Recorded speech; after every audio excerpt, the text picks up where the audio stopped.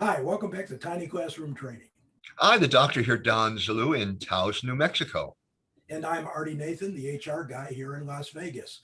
And Don, it's been a while since we've been here, and the pandemic is it's seemingly coming to an end. Well, it sure looks like it. Let's keep our fingers crossed and wish for that to happen sooner rather than later.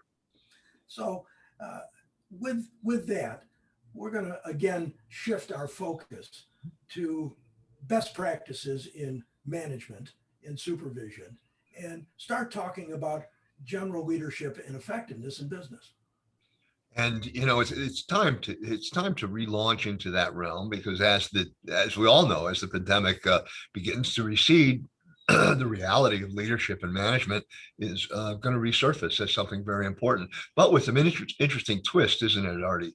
What are we going to be like, and how should we behave, and how should we manage post pandemic? Because we both know going back to the way it was is really a wrong move.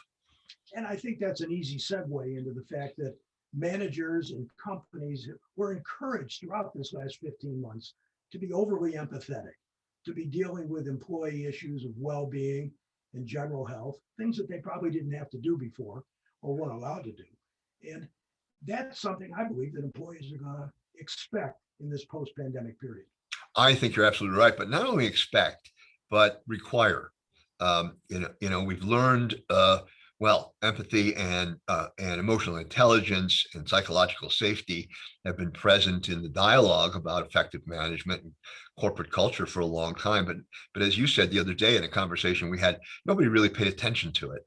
You know, and now the pandemic has really forced us to look at the importance of the emotional care of our workforce and of our customers. So this stuff's going to bubble right to the top, and we better use it, don't you think?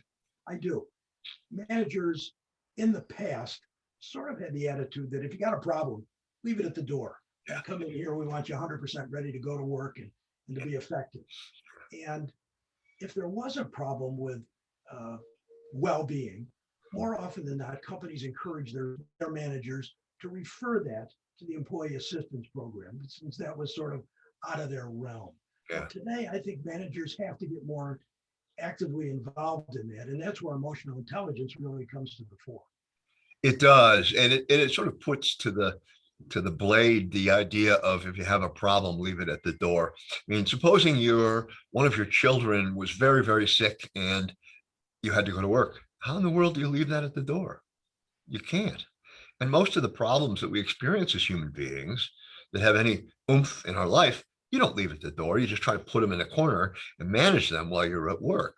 But you can't leave stuff at the door. That's blatantly silly, isn't it? It is. And it goes right to the heart of employees' focus and service attitudes. And if things are bothering them, it tends to show. And so managers have to be more open to seeing that and responding effectively.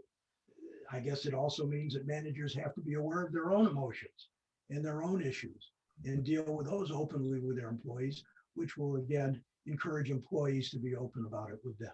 That's absolutely right. And so, something very important that we're going to be addressing in future tiny classroom training lives is that managers need to be retrained in many ways and brought up to competence in the issues of empathy and of emotional intelligence, and really learn to apply it to themselves to start with so that they can bring it to the fore, bring it to their employees. Very important. You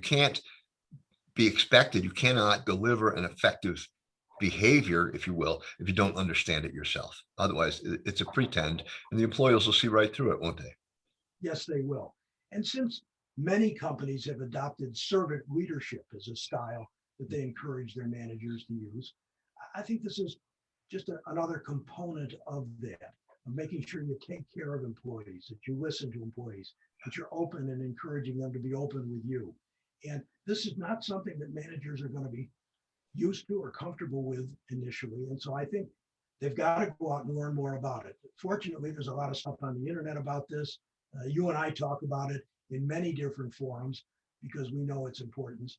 And if this becomes the soft skill that managers need in this post-pandemic period, then we all have to be talking about That's absolutely right. And you bring up servant leadership, and that will be one of our future courses in the coming Tiny Classroom training series that we're doing. And it's a very exciting one. So a bunch of stuff that relates to how are we going to emerge from the pandemic? What are the competencies and skills that managers need to add to their existing competency, and some refreshers about basic management competencies, all the stuff we'll be talking about.